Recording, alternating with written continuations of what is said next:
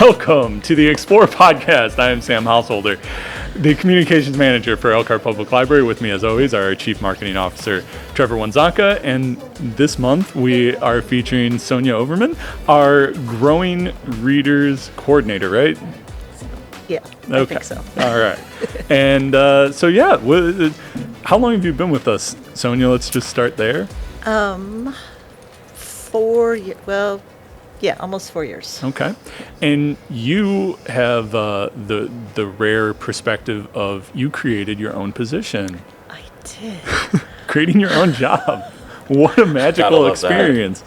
It was magical. Yeah. It fell in my lap, actually. Okay. And so I had done 30 years in education, when preschool and kindergarten and first grade, and I was back in preschool, loving teaching preschool, but my husband said you need to earn money because you don't do that in preschool. So I got a job as the children's person at Cleveland, mm-hmm. like the real job that people do here. And I didn't love it because there wasn't enough time with kids. A kid would walk into Cleveland and I'd like pounce on him, and so it was a little bitch. So anyway, I was not real happy there. And then Allison, the head of children's, came to me one day and she said, "So Sonya, I've heard of this.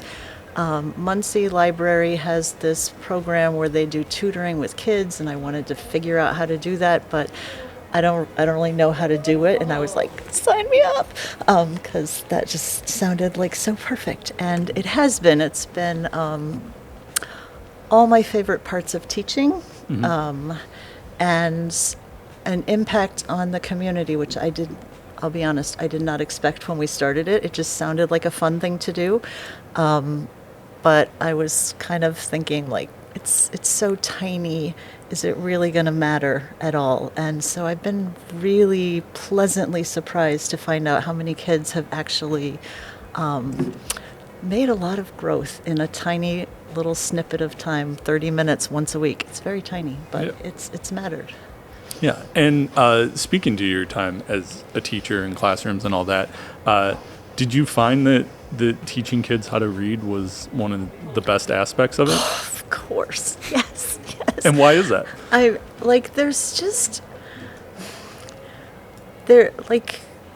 There's just a moment in every child's life, and most of them go unnoticed. But as a reading teacher, you see it. That moment when print on paper makes sense to kids, it is literal magic. And you don't like for a lot of kids it happens when no adults are around, but when you teach reading, you get to see it not every day, but you get to see it a couple of times a year, and there's nothing like it when it all just makes sense, and they're just like, the world is open now. And there's nothing like it. Math is super exciting to teach. I love teaching math, but you don't have that moment when it just all makes sense. Yeah. So fun. When it comes to reading, what are the points where, or when you come into the process, I guess, in helping kids get to that next level? Because they're coming to you and they already have a little bit of a platform, right, in One reading. One would hope. But you're helping them bridge that gap and get on to that next level, right? Yeah. So learning to read starts at birth. Science of reading says so many things, but one thing that we know, living life and through the studies, is that the biggest base for understanding how to read is knowing language. And so if you don't know language, you can't read. And so we start growing readers. We start with kids as young as 3, and we just make sure their language skills are up. And so wherever they are, from learning words and sentences all the way up to chapter books, whenever we step into the moment, we look at what they already know and what their next step is. Some kids have a lot that they've learned in school. Some kids have, for whatever reason, like missed all the instruction that has happened, and they're a couple of years behind. So wherever we step in, we just try and figure out what they already have and what we can add to it. And some kids move slowly, and some kids just take off. But our goal is to like fill in those little gaps. Yeah.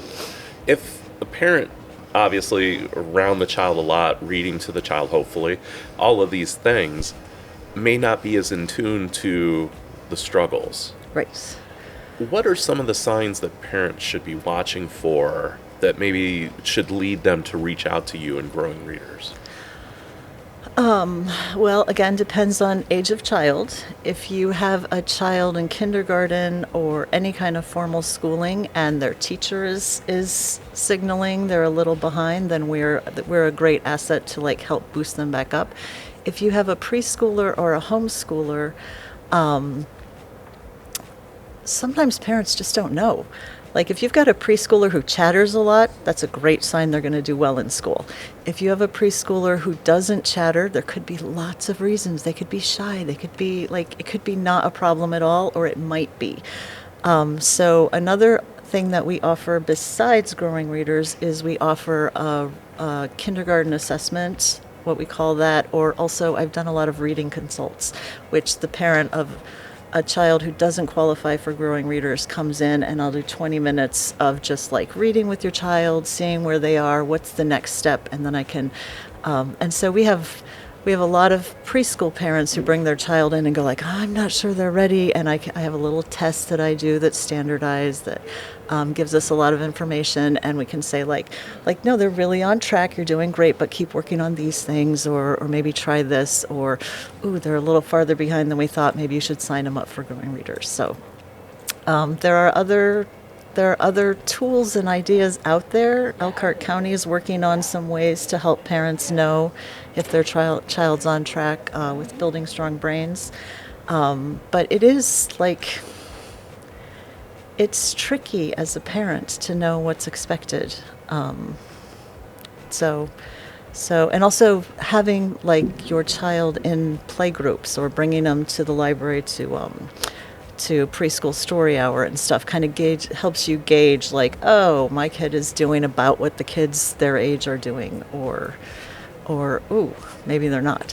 And there's an element here that you're working with the kids, but you're also teaching the parents or the guardians too. Definitely.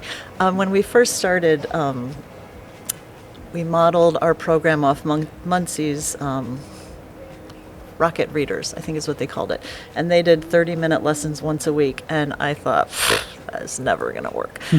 Because all the research says interventions done less than 3 times a week they're just wasting your time because the child doesn't remember, till the next intervention. And so I had always heard that and believed that, but here was this beautiful job. I'm not going to turn it down, right? Right. So when we started, the first 10 parents who came in, well, let me say this first. The first week we put this out, that we had this program we were starting, we had 67 people sign up in the first week, which was overwhelming. And so the first 10 parents who came in, I just said, like, tell me why you signed up for this. Like, what made this seem like such a big thing to you? And 6 of those first 10 parents said to me, the school says my kid is behind in reading, but I don't know how to help. And so that like flipped in my mind, like, I'm not here to teach that kid how to read. I'm here to show the parent how to help that child in their learning. So we have parents as part of our lesson, and I know that's different than most tutoring places, and some parents don't like it, and they can pick somewhere else to go. Because what we found is if the parent is invested and they're watching what I do with the child, then they reinforce it during the week, then we're getting more than a half an hour once a week, right? And so the parents who come in, I usually give homework, both to the child and the parent, like... Parents gotta love that. it's not bad. It's like sing the ABC song with your kid this week, right? Yeah. Like read these books, like do some interaction, or like homework I gave yesterday was the child didn't know about CH makes a ch sound, right? And they're in second grade. They need to know this, right? So like every day at least once point out that CH says ch. It's little stuff you can do in your life, but it matters. I could not believe the growth the kids had once the parents knew this little thing to do this week. So, of course, we have some parents who play on their phones and get less involved, and their kids make less progress because 30 minutes once a week isn't very much input. But the parents who have jumped in and really taken it to heart, their kids make amazing growth. And so it's not us, it's really what the parents do to support that child. And hopefully, especially with the preschool kids, we're teaching the parents how to support their child in school all the way through. And giving helpful tips. Sometimes I explain IEPs or report cards that feel overwhelming to parents. So yes, it is almost more for the parents than the kids, but I like the kid part. When you started on the path of educator, did you ever think that you'd get to a spot like this where you could make that kind of one-on-one or two-on-one connection? No, who's ever heard of a job like this? All my teacher friends are so jealous because it's such a great job. This is not something you ever pictured. And when Allison said she heard that Muncie Library was doing this, I'm like, who ever thought of a library offering tutoring services? But it fits. It fits so nicely, and a lot of homeschool parents come. Right now I have a lot of homeschool parents who have decided for whatever reason that public school, private school, it's not right for their child.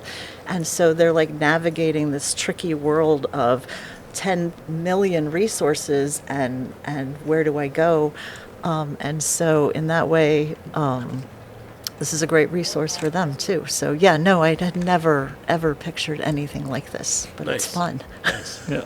And it fits into, so I've been working on the next issue of Explore, and I'm looking at talking to people about the overall level of kindergarten readiness in the county. And this kind of fits into that too, because there is a bit of a lack of kindergarten readiness in Elkhart County. And you mentioned Building Strong Brains, and they're part of this too. And you serve on a committee for them. And, so is it satisfying to have all these different parts of your professional life then just like fit together with this whole, you're building a better community? It is, and I will say, as a kindergarten teacher, I taught first grade first, and so when I got stuck with a kid, I'd go to the kindergarten teacher and say, like, what did you do to help this child? And we had wonderful kindergarten teachers, so it was super helpful. And then when I moved to teach kindergarten, if I got stuck with a kid, there's nowhere. Like they come with a perfectly clean slate. So then when I went to preschool, I was like, well, I'm not doing that. I kept pages of notes and notebooks and all these things. But the kids in my preschool class went to 9 different kindergartens. Mm-hmm. And so it was impossible to connect. So there's this huge divide between pre-K and K that I just felt so much in my career as a teacher. And then when I got on Building Strong Brains, they asked me to co-chair this committee to bridge the gap between pre-K and K, and I was like, thank you. Not that I have succeeded in everything, but we're making some steps. We got a campaign coming out next spring to help educate parents about what skills are required or looked for to be ready for kindergarten, but then also how to do that. It sounds overwhelming to say teach your child the alphabet, but we have, if you're singing the alphabet song when you're driving in the car or when you're brushing your teeth, or one-to-one correspondence is a huge skill that a lot of kids don't have. So like set the table and put out one fork for each person, or just like simple little things you can do at home to make sure your child is ready for kindergarten. And we're hoping to roll that out next spring to help parents feel like, yeah, now I know what I'm supposed to do, and now it's easy to do and they're ready. Yeah. So- Well, is Elkhart County ahead of the game? Are we trying to catch up? Is everybody in the same boat? How does that feel? I think I don't know the answer to that. I hear some things. Some places are far ahead of us, and others are behind. This statistic might be wrong, but there are only 6 states that don't have universal pre-K. Is that accurate? Like, I read that yesterday. I haven't had time to research it, but Indiana is one of only 6 that doesn't, is what I read, and I thought, so that could play into why we have such few kids ready for kindergarten. As far as educating parents, I think we're ahead with this coalition coming together and really like trying to support families, because it's much more than just kindergarten. It's like everything. Housing and healthcare and all the things. So in that way, I hope we're a little ahead, but I don't really know. Yeah, and that's one thing I've learned through doing this article and stuff is that it really does start before kindergarten, and it starts, basically at birth and before kids ever step into any sort of classroom setting. And I sent my kid off to kindergarten for the first time last month, and How did that feel? It's a journey. It is. And we're still navigating that journey. But it's you as a parent, all you can do is hope that they're ready. And I think my daughter was as ready as she could be. But that's key. Right. That's key. You're saying you hope that they're ready. Yeah. We hope to make parents feel confident that they're ready. Yes. And that's a big deal. Right. Yeah, no, for sure. And, she went to daycare, an academically focused daycare. It wasn't like a formal preschool, but I certainly think that did more than anything I did at home. But, it's just, it's one of those things. Yeah, you want that confidence as a parent, and the adjustment has been really well to the classroom. And when the teacher says what they're doing at school, and we talked to her about it. I mean, like early in the school year, it was like count to 30. Well, it was like she could already do that, and so it was those. And then you're like, okay, maybe I didn't do too bad a job messing you up. No, you did great. and there are so many kids whose parents wish they had that and they don't know. Like count to 30, that's a lot. And when do you teach that at home? That's the thing. To me as a teacher, I see so many millions of opportunities for when to teach those skills at home. But I had a lot of years of training. And so how do we let parents know it doesn't have to be huge and overwhelming? Yeah. It's something a lot of people do naturally. Not everybody does it naturally. So how do we just make that just part of the culture of course you're gonna sing songs and you're gonna do rhymes, and yes, the kids have time on tablets, of course, in this day and age. They need technology skills. But what are they doing on those tablets? There's so many wonderful resources that they could be learning these skills while you're just be busy so I can do laundry or, whatever. How do you use all of your resources to prepare your child so that when you send them to kindergarten, you can say, I know they're ready. Yeah. So let's do a little word association. Oh, no. Put you on the spot. What's your favorite vowel? A. Why? What's your favorite consonant? S. What's your favorite book? Pete the Cat's White Shoes. Why? Because it works with any child anywhere, and when I'm stuck with kids, I know I can pull that out and it's going to work. Are there universal solutions to everything? Yes.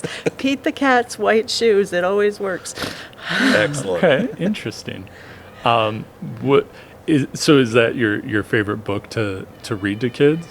Yes. I mean, like groups of kids, yes.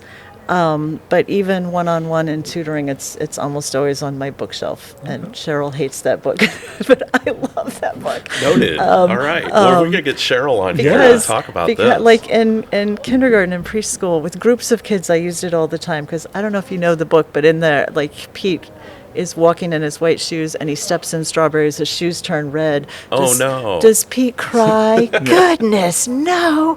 So like I use that all the time in my classroom when people are like, we don't want to do math, and be like, do you cry? Goodness, no. Like, right? Yeah. We just walk along and sing our song, right? So let's go get that math done.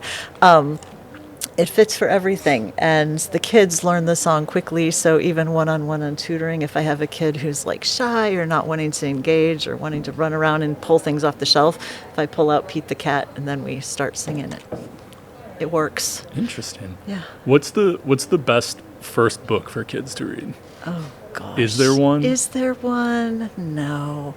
Because you should read to kids, what do they say? In utero, you should read to kids, right? Right. And so when they come out, like you should be reading to them before they even really know English, right? Well, so then it doesn't matter what you're saying. I'm also specifically thinking when they're learning to read. When they're learning to read. Because, like, you just want something short, right? So the very first book I use when we're learning to read, I have two. One is about my dog that I wrote, and one is called Popcorn. And the popcorn story is super cute. It's about making popcorn, and the first page says pop, and the next page says pop, and the next page says pop, pop, pop, pop, and then there's pop, pop, pop, pop, pop. Because when you're starting to learn to read, you're just making sure you know what words are and how many are on the page. So that's my first one. Okay. Now, if you're like really reading, then there's a whole Yeah. I want to get back to this book that you wrote.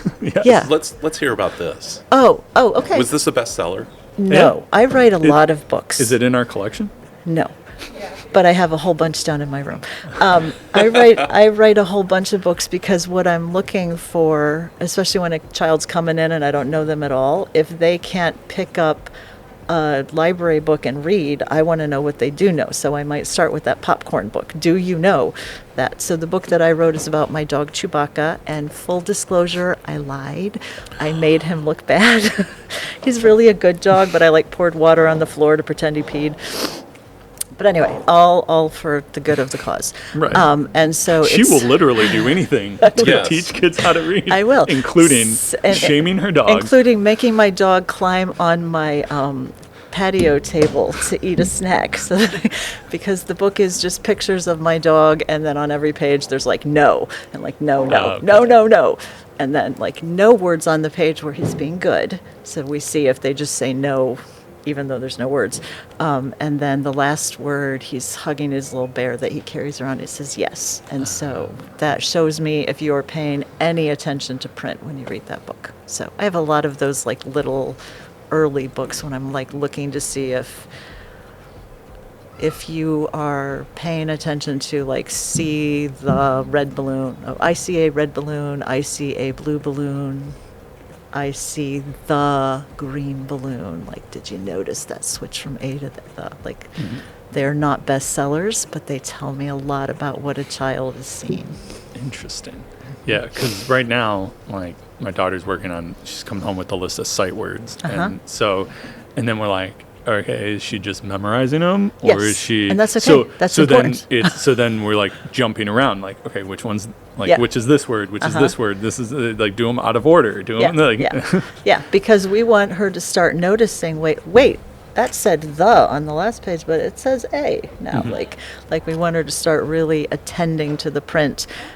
Because when they start doing that, then the next thing they're going to do is start doing CVC words at. You can start sounding out words, and then you use the sight words they've learned plus the easy words to sound out to start reading super fun stories like Mom Has a Ban.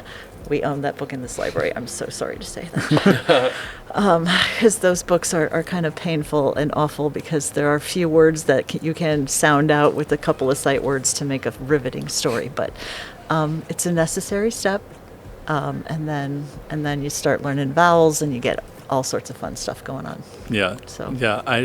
don't envy the teachers having to teach vowels, because it is very confusing when my daughter like asks me how a word what a word is, or and I'm like, well, it depends.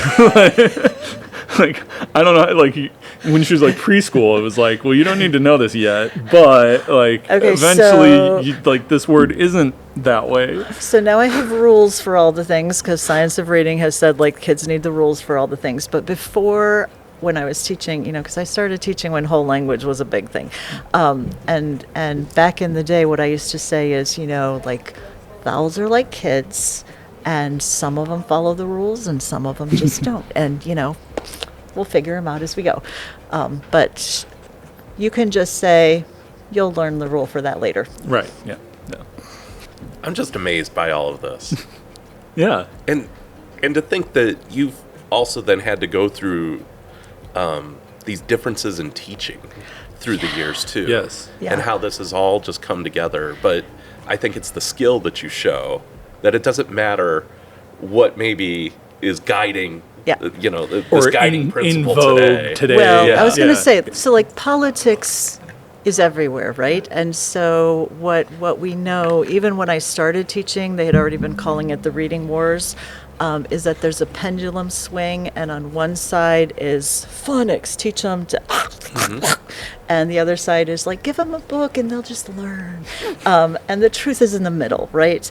And depending on the child, it's more like they just want to like figure it out themselves, and they don't want to have to like learn a list of rules, over to like rules really help this child.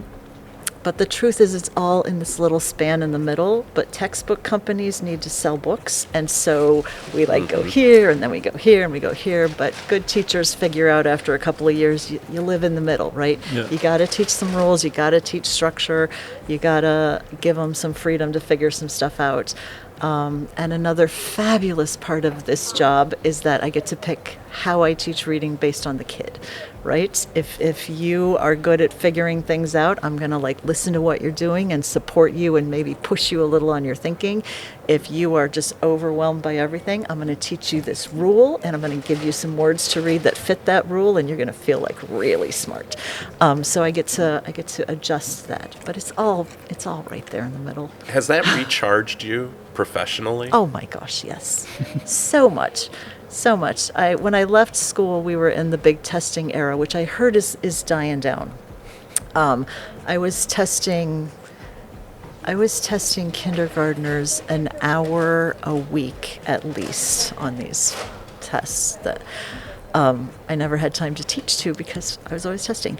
And so that just made me feel like, what am I even doing? And so this feels like I know what. It's not a worldwide impact, but it's an impact with that kid and that kid and that kid, and I can see their growth from week to week, especially if the parents are like working with them in between. It's so energizing to like go like, yeah, that kid can read because of their teacher and a little bit of help from me.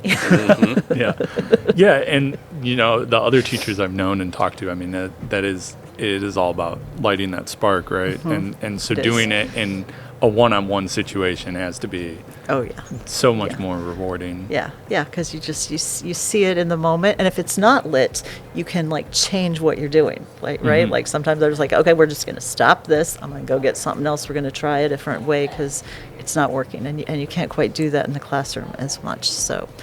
So yeah, that's fun. And also rewarding is that it happens in the library, which is a public place, so that a lot of kids visit even after they leave Growing Readers. So I get to see them when I'm working on the children's desk and be like, how's your reading?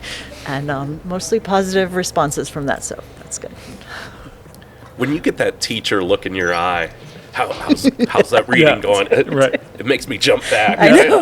Like, I don't have to answer that question. You don't want to see my stink eye. Yeah, for sure. I got a good one. And so, yeah, that takes up the bulk of your time here. But you're serving on this committee. Tell us a little bit more about the action committee you're serving on. You said it's bridging preschool, pre-K to That is our stated role, is to help that. So we've started we did a survey of preschool and kindergarten teachers to say, like, what would feel helpful to you? Because what we heard back was the gap is felt. And the thing that came out most from that survey was we wish parents knew, because there's no way we don't have universal pre-K. All the daycare preschool experiences in Elkhart County are so diverse. So we decided to start with parents. So that's why we're going to launch this campaign to hopefully help parents understand what to do. Next step then is to somehow pull kindergarten and preschool teachers together to kind of get the same message to all of them, because preschools are kind of on their own. Like, figure it out yourself. Do the best you can. There are preschool standards from the state, but in my experience, a lot of preschool teachers have never seen them, because going back to, I was making not much money. I was making $3 an hour more than most preschool teachers because of my experience. And so just being able to get preschool teachers educated on how to help kids get ready for kindergarten and open the lines of communication, there's a huge need, and everybody feels it, but also everybody's busy, right? You can't they got kids and they don't have time to meet. So we got to figure out a way to open lines of communication so that they can do their jobs, but also benefit from the others around them. Let's go back to your daughter in kindergarten. Okay, what about her? How was the first day? It was really good. There's so much. I was texting him because he was on vacation, but I was like, oh, I'm going to be in late this day. Because there's so much in the build-up. It was like there was orientation day, there was back to school night, there was like, so it's good that they tell us parents like what's going to happen and what the expectations are and where they're going. And then, the first day, I think she was very excited, but it's also interesting because like we drop her off at her daycare and that's where she gets on and off the bus. So like we didn't have the first day moment of like seeing her off on the bus that every parent thinks they're going to get. So that was a mixed bag, but none of us had tears the first day. Oh. And so now, but it's so funny how quickly all kids end up kind of being the same, because every day we're like, oh, what'd you learn today? It's like, I don't know. It's like you learned something though, right? So, well, yeah, we kind of like, yeah, I mean, we counted to 30. It was like, yeah, they read a book. Like, what book? I don't really remember. Like, okay. So there's a reason for that. Okay. And the reason why is kindergarten is, it's huge and overwhelming. Oh, I'm sure. And especially at the beginning, every year I'd be like, I'm not going to overwhelm the kids, which is hilarious, because you can't say like, okay, we're not going to learn the rules for lunch today. We're going to learn that next week. You have to learn them on the first day of school. Right. And you can't say, I'm not going to learn the bathroom rules, because you got to do those. And you got to do the rules on how to like be in the classroom without hitting people, and how to like sit down and look at the teacher and not, and there's so many things that you have to learn right away. And then on top of that, curriculums, now they want you to start teaching on the first day, like, about curriculum. And so, like, every minute of kindergarten is packed in a way that I don't think adults understand now. Yep. Like in our jobs, if we need to take a coffee break, we take a little break, you go to the bathroom, like, whatever. Like, you have 2 minutes a day where you are, like, whatever. They don't. Their day is minute. They have recess time, but the rest of their day is just one thing after another. Go. Yeah. And like one of my, like, move like you mean it is something I said like all the time in kindergarten. Just like, come on, we got things to do. Let's go. And I think like when you have a day, I can only imagine doing that with 25 kids, because it's hard enough for me to get my one. I know, like I was like all the time, like, come on, people, we got staff meeting. We got things to do. Oh my word! Yeah. When we came to the library, like the pace was so like what is happening? Like, just, like, hanging around. Anyway, but the pace is so intense. Mm-hmm. Especially the first couple of weeks where you're learning stuff. And then, like, just think about if you go somewhere and sit and get input for 6 hours straight, and somebody says, how was it? Like, it's too much. Like, you can't even answer that. There's that's so true. much. Yeah. So you have to get, parents should know this. All the parents should know this. Be specific. Okay. What did you do in math today? Okay.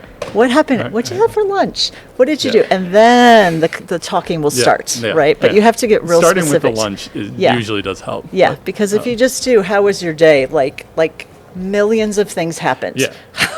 And How let's do you face quantify facts, that? that might work in elementary school, but once you get to middle school, all the talking stops. Anyway. All the talking stops, So- right? Yeah. No, then you have their friends over, and then you feed them cookies, and you eavesdrop. Yeah.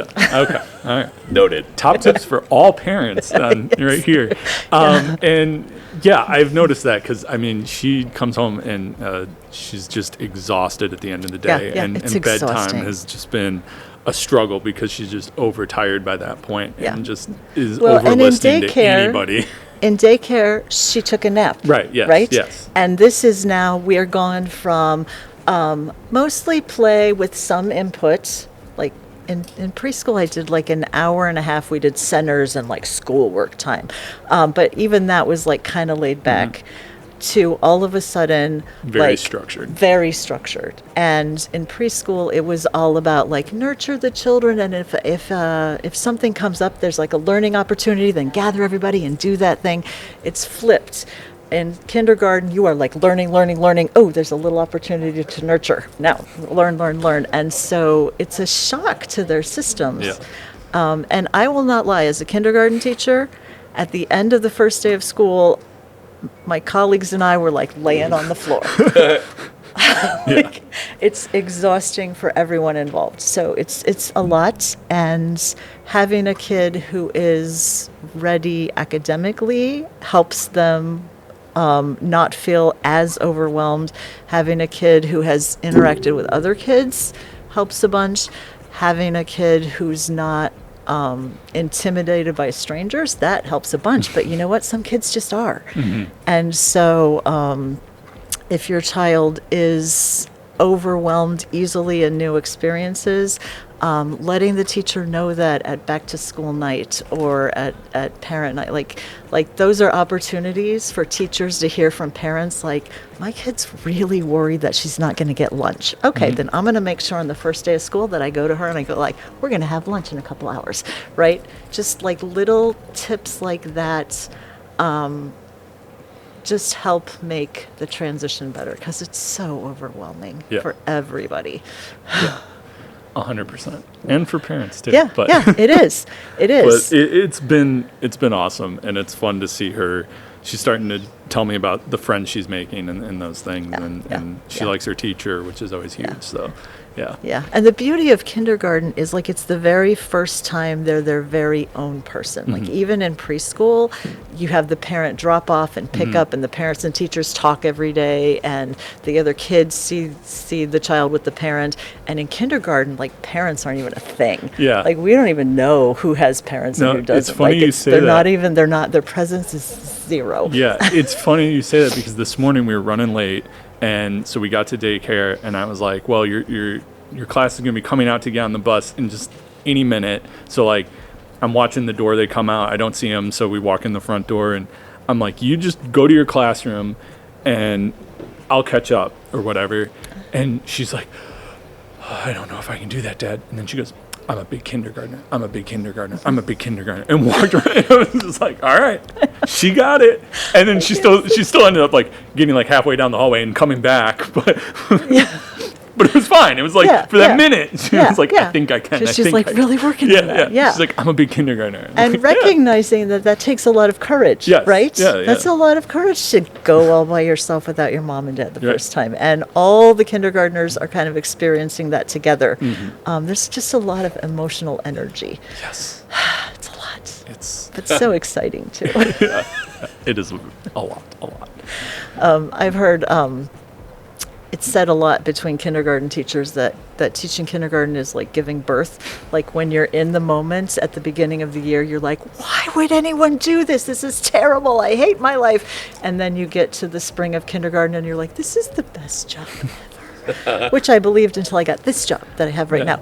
Well, and that was what I was going to ask then. So you did preschool, you did kindergarten, you did first grade. What was your favorite? All of it. Well, it's kind of not fair because when I started teaching first grade, it was the whole language time. And so first grade was like really free. We had stations and time, and we did beginning reading work. And then when the standards and everything came and everything got pushed down, I moved to kindergarten, and we had more freedom than first grade, and we did beginning reading work. And then it got pushed down even more, and I moved to pre-K, and then I did beginning reading work. And so I love beginning reading work, Okay, which I good. did all the places. Yes. Yeah. But it sort of moved down with me. Okay. So I would not love first grade now, I don't think. Okay. Got it. I don't think as much, Yeah. but I love beginning reading. So, and Well- it's a hard thing to teach. I've acknowledged this because I used to think I just like the little stuff, but it is hard to teach, and I'm good at it. So I figure I should just do that. Well, that's Nice. awesome. Yeah. And I don't know, is there anything else you want to ask? We've been talking here for a good long while. time. Yeah. So it was, How do people get into growing readers? yes, there. Let's, You can sign up on the library website. It's under preschool, so that confuses some people, but it's there under pre-K. or just go services. directly to myapl.org/growing readers. Thank you. You can do that too. And if you want a reading consultation, that is under kindergarten assessments, same kind of thing. Yes. I think it's the direct link is myapl.org/pre-K. Okay. And even if you have a first or second grader and you want a reading consult, that's okay. Sign up for a kindergarten assessment because that's what we call it right now. But we're happy to meet with people and help you know what your kid is doing in reading. Yeah. Come in and ask for help too. Yeah, absolutely. Absolutely. Or if you are a parent of a preschooler, bring them to preschool story hour. It's one of the best things you can do. Covers all the things on that sheet except for bathrooming. We don't do bathrooming. But everything else on the list of pre-K skills. So, yeah. All right. And that'll do it for this episode. Again, you can find all our information at myapl.org. And thanks so much for watching.